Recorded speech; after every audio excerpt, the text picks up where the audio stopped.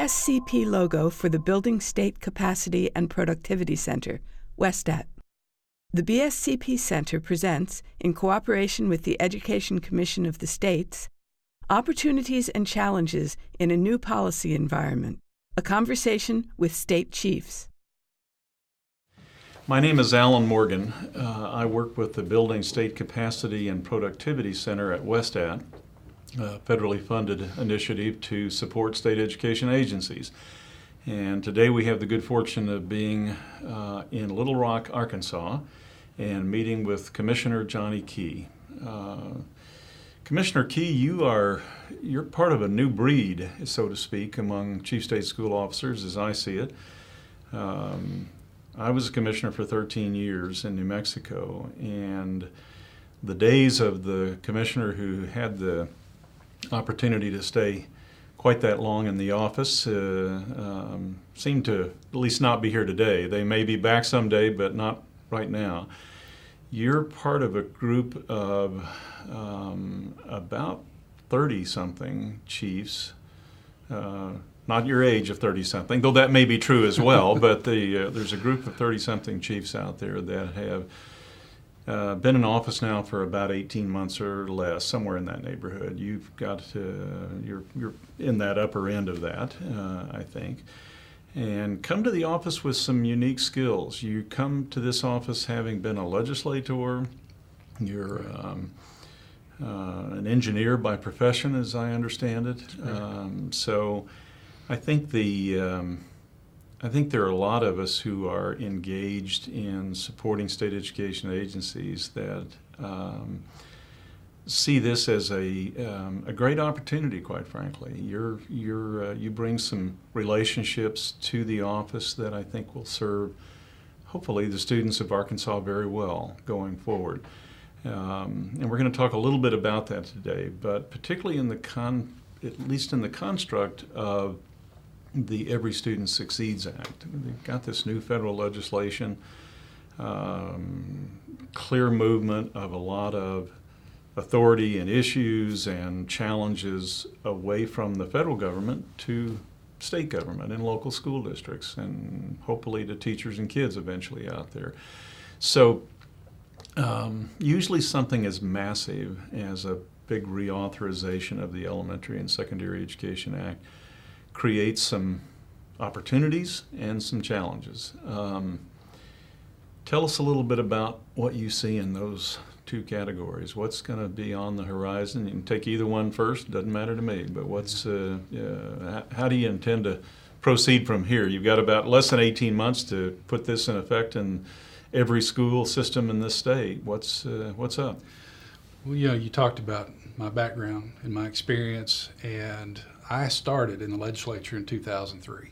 Okay. So on the heels of No Child Left Behind. Right there at NCLB, right. Yeah, and so I saw a lot of the policy implications as it came down from the feds and as it was rolled out in the state, because I was actually in a legislative seat with a vote, and seeing how over the years that followed, how much education moved away from allowing the creativity of teachers more to a compliance mentality.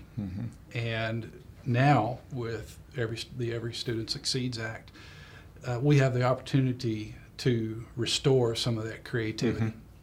The flexibility that law provides helps us, and we really had already started looking for ways to move away from compliance because of the nature of that mindset. Really handcuffed a lot of our educators all over the state. What also is important to know, at that same time, Arkansas had just come out of a very significant school funding lawsuit.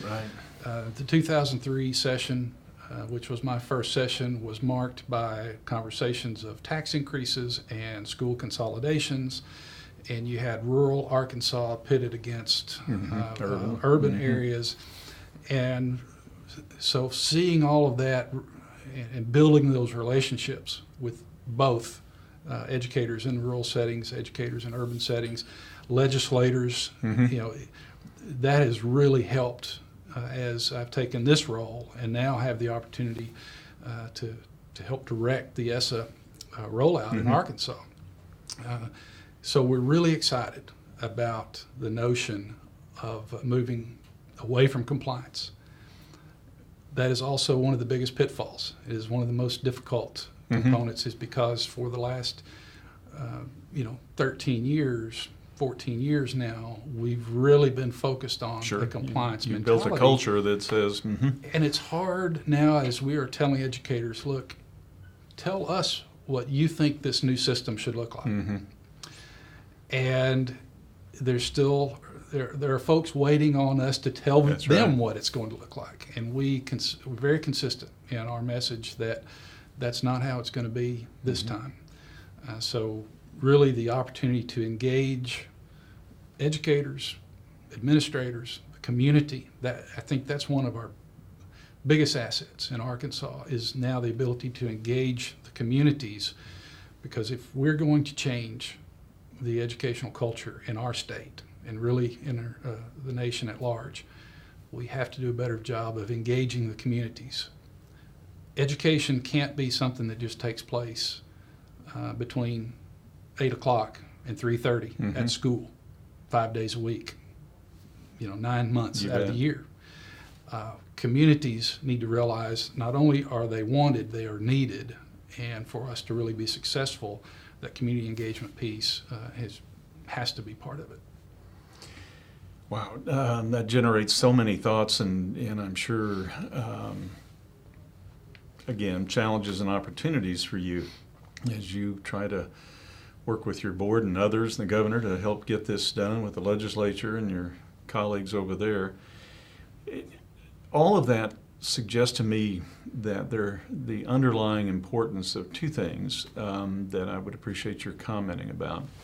One is how you've been able to take your kind of systems thinking, your systems orientation, kind of what those of us who are not engineers might project as the behavior of those of you that are engineers. You look at things in a very systematic way.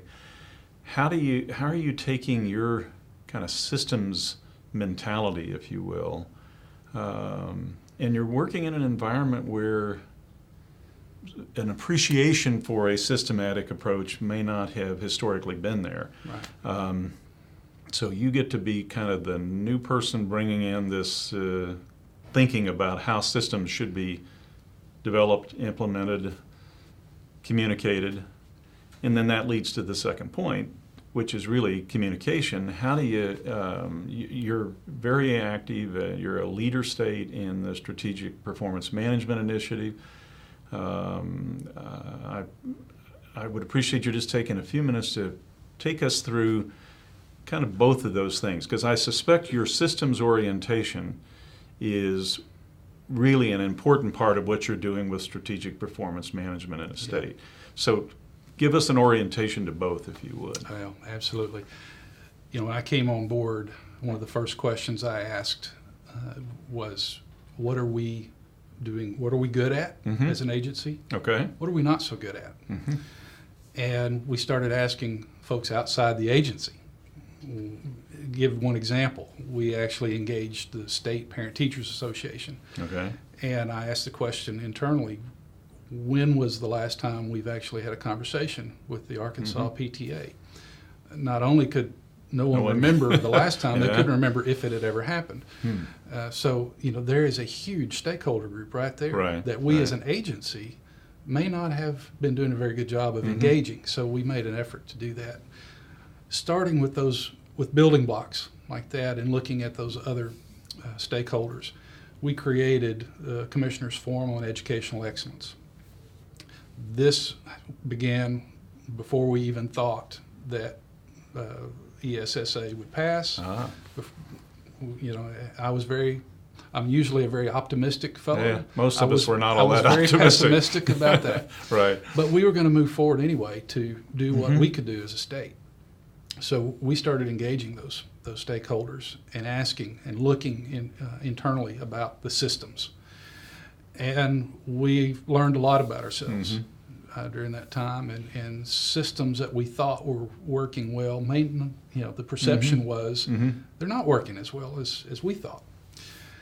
Dig into that. You find out that the writings, the teachings of Jim Collins, Deming, others who founded the total quality management movement, those were relevant in an educational agency, just like they are in any organization. I've told folks that I don't say that we should run government more like a business. I say we should run government agencies like the State Department of Education more like an effective organization, because there are a lot of businesses that are not effective. That's right. That's true. And so a lot of the systems work that we have done has been focused on trying to create an effective organization. How do we do that? It becomes cliche, but you really have to tear down the silos. And one thing that I found in the agency was the history of the agency had been very siloed. Now, my predecessors, Dr. Kimbrell, Mr. Wood, they started some of that work, and we really tried to accelerate it. To give an example, we're working on a significant reading initiative in Arkansas. Hopefully in the next few months rolling that out, but we've been very deliberate on how to put that together. And one thing that I observed is our school health folks had not been at the table. Interesting. Okay. Our child nutrition folks had not been at the table. So when we started pulling the groups together, I said, I need child nutrition here. Yeah, good for I you. need school health here. I need other pieces of the agency that had not really had not been a part of some of the conversations that they needed to be a part of. And so looking at it from a very team-based approach, and my background in industry had been in quality management, and seeing the importance, seeing how that changes a culture of where you just show up for work, you sit at that station and you do that job, versus you show up for work, you're engaged with the team, and they are a cross-functional team, and they are constantly throwing ideas and bouncing ideas off of each other. How can this system work better? How can we as a collective team do a better job? That's the culture we're starting to see here in this agency. And because we had started this process before ESSA, it became a natural fit just for fit us perfectly. to roll Got the it. work and the needs, the requirements for ESSA as a part of that strategic management style. And we're very excited about the direction we're headed. Yeah, very foresighted, I think, and fortuitous too, to have kind of aligned with that set of values before they became clear that they are, we hope, we believe, were the values that we're going to see in the, at least in the federal end of state education agencies as we go forward. Obviously, the concern that a lot of folks had as I came into this role in March of 2015 was, well, he's not an educator. And this building, this department is full of educators, great educators. And they are doing a fantastic job. But you also have other folks that are non-educators. But bringing the team together where educators have the opportunity to learn from non-educators and non-educators learn from the educators. And as we have rolled some of these components out to our districts, we have found that they've been received very favorably, that they like the vision. Educators around the state like our new vision. They really see that mission of our agency of where we are focused on transforming Arkansas to lead the nation in student-focused education. Not an adult-centered system, but a student-centered system. And I feel blessed to work with such a great team of folks that have bought into that, and they're ready to make it happen. That's a great attitude, and it's having worked in a state education agency in a building like this for 25 years in Santa Fe. It really, in many respects, comes back to leadership. And you have apparently been able to align with or bring into this set of changes that you're bringing about. You're trying to influence a pretty substantial system here. And back to this comment about system-oriented approaches to change. What's been your greatest allies in this? I know you mentioned a moment ago the strategic performance management. You've got a team of people in the agency that are really, and then a few externals that are working with you that you're at your direction. But I've been so impressed with what I've heard about that this isn't one of those things where the leader comes in and says, this is what we need to do, and I'm going to bring these folks together, and then now I'm due somewhere else in 20 minutes. That these are often day-long or multi-day kinds of exercises to really help build that communication and culture of trust between you and a lot of the other folks who are key players in this process. You apparently have been willing to stay in there all day, every day. When it's needed, you're there. How important is that? I'm going to get to a question in a moment that I want to give you a moment to think about, and that has to do with what kind of advice you might share, not presuming that you know what other states are facing, but you surely know what Arkansas is facing, and you have a sense of how this is going to be complicated and yet an opportunity all across the country. What advice can you give other chiefs across the nation, whether they are, a year or two in office or whether they're the 15-year veterans, of which there are very few? But that said, talk with me about the importance of this strategic performance management in the relationship to going forward from here. What you see in the next number of months, and how does that then translate into advice for other states? Yeah, I think from my perspective, it's about asking the right questions. For me, as the leader of the agency, it's not about me deciding what needs to be done and sending out a directive that says we shall do this. Mm-hmm. It's about asking those questions of the people who really know the answers, and then being able to set a path with the collective wisdom of my leadership group, not just my leadership group, but our unit leaders all the way to the administrative assistants. I mean, I take the approach here that no one in the agency should be limited by their position. Okay. If someone has a good idea, I don't care if that idea comes from the person that's answering the telephones. Mm-hmm. So how does that relate? It gives not just a top-down, but it's a bottom-up also feedback loop.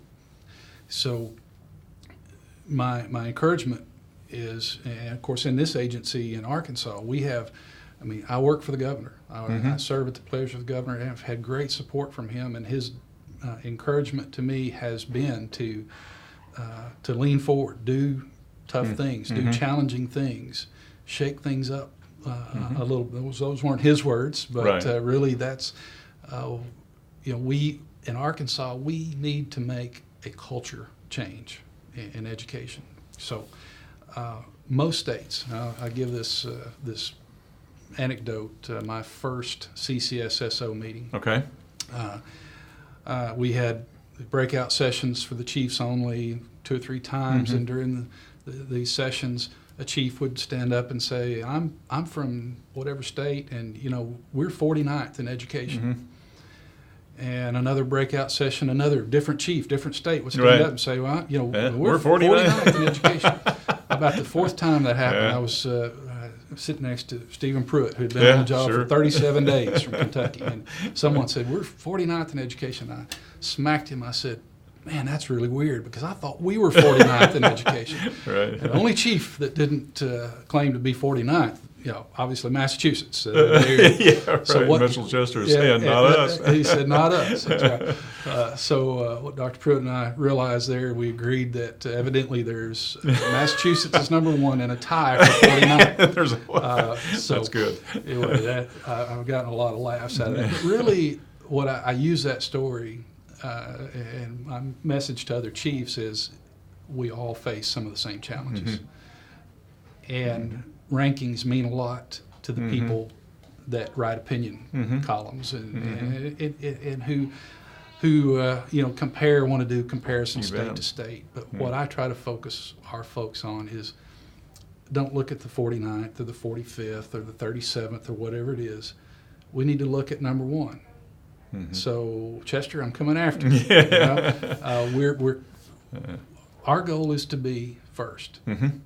And we're taking, in education, my experience as a legislator, as a son of a 30-plus year educator. My mom taught elementary, and she saw all the different things that came 3 or 4 years at a time, and then we'd move on to something else. You bet.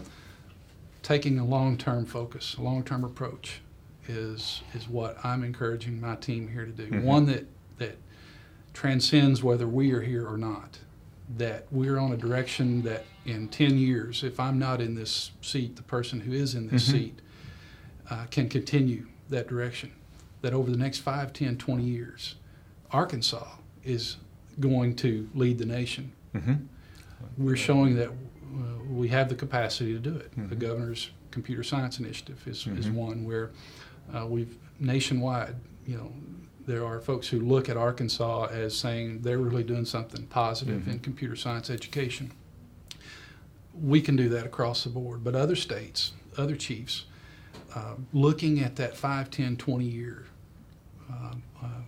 horizon of where do you want your state to be? I know where I want Arkansas to be, and it's going to take a lot of culture change to get us there.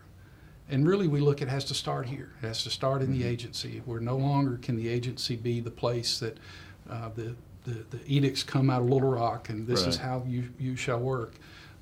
One of the first meetings that I went to with a group of superintendents had a superintendent say, Commissioner Key, can you tell me what is your vision for my school?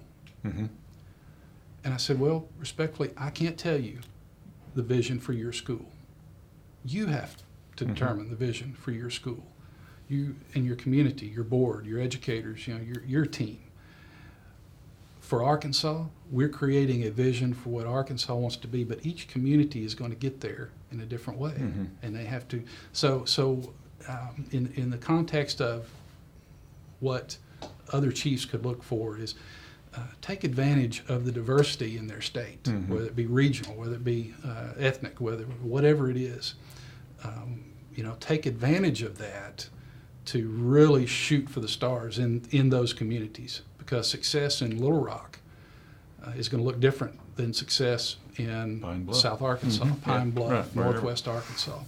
So, and really I've seen that we're starting to have people buy into that notion. And it's not meaning that our expectations are any less for kids in Little Rock as they are for kids in North Little Rock. I mean, the expectations are expectations of success, preparing those students to be successful once they get out of high school, but not just high school.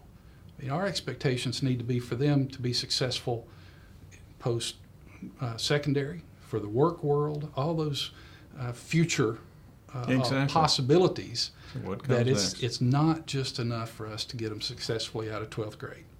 As a state, we have to be bought in to their success beyond that. Your point about, the capital, not all wisdom resides in the capital, and the fact that you're attempting to ensure that there's really ownership within the community, because that's where the kids are. They're not all around the Capitol Mall here. I think is so important, and is appreciated that that's kind of your message to your colleagues across the country. Let me ask one more, and then we'll wrap up, and that is to ask you specifically about what didn't get asked. If you had a message, you had a question you would like to have seen raised about where Arkansas is going and what you expect to accomplish in whatever that time of leadership, which we hope is a long time. But without that being the key issue, what is it that we should have asked you today that you wanted to share as a message? Probably the business community's involvement. Okay. And because that has really gotten in the education world, from some circles, that seems to be a negative. That the business community is pushing us to create graduates that are good employees, that are good workers, ready to fill a slot on the line somewhere. And my experience is our employers today, our business community in Arkansas, they want the next generation of creators, of innovators. Not someone that just has an education to be able to fill a slot, but someone that gets the type of education that they become the next Bill Gates, or many of the countless thousands of people who are creators that we don't hear about, that are really changing life for the rest of us. We have a premier medical school here at University of Arkansas for medical sciences. Who are we preparing that are going to be the next researcher that will find that cure for cancer? The business community wants that.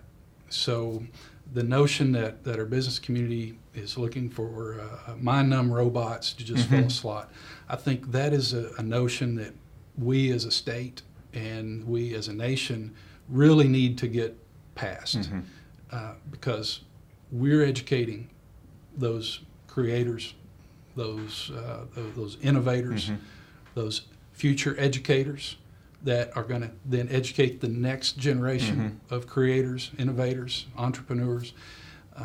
And in Arkansas, when you have a history of some of the greatest innovators when it comes to the business world, the folks like Sam Walton, J.B. Hunt, Axiom, you look at what's happening in Arkansas, and we're going to take it to the next level so that these kids that we're educating today don't have to go to Dallas. When I graduated from high school, when I thought that I was going to finish college, go to Dallas in computer science engineering and make my life there. You were, right. Okay, so by the time I got to the University of Arkansas, I decided, nope, chemical engineering is what I want to do. And when I graduated, I was married and didn't want to leave the state.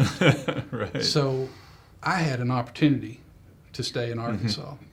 That's what we're about. We're about creating those opportunities to where you're going to be successful if you go to Dallas, if you go to L.A., if you go to New York, or you're going to be successful if you stay right here in Arkansas. And really, we're talking about changing the world for a lot of these kids whose horizon is just an arm's length away. We've got to give them that horizon of, miles down the road so they can see what's possible. Commissioner Johnny Key, you have been very enlightening, engaging. I really appreciate the effort on behalf of the Building State Capacity Center at WestAT. We are very honored to have had this few moments with Commissioner Johnny Key, Commissioner of Education for the state of Arkansas. And hopefully, as the Education Commission of the States and the Building State Capacity Center and Productivity Center go forward, we'll be able to share these messages with your colleagues and others who have an interest in how America is going to take this opportunity and to do what's right for our kids. We thank you, Commissioner Key. Thank you. The BSCP Center and Education Commission of the States would like to thank Commissioner of Education Johnny Key, Arkansas Department of Education, and Dr. Alan Morgan. This podcast is in the public domain. While permission to reprint is not necessary, links to the podcast should be cited as BSCP Center, Producer, 2015, June 15th, Opportunities and Challenges Brought On with Policy Leadership Shifts in SEAs, a conversation with SEA Chiefs, BSCP Center podcast. Retrieved from http://bscpcenter.org. This podcast can be viewed on www.bspccenter.org. The podcast is prepared by the BSCP Center under Award Number S283B120042 for the Office of Elementary and Secondary Education of the U.S. Department of Education, and is administered by Advance Research Incorporated. The content of the podcast does not necessarily reflect the views or policies of the Office of Elementary and Secondary Education or the U.S. Department of Education, nor does mention of trade names, commercial products, or organizations imply endorsement by the U.S. government.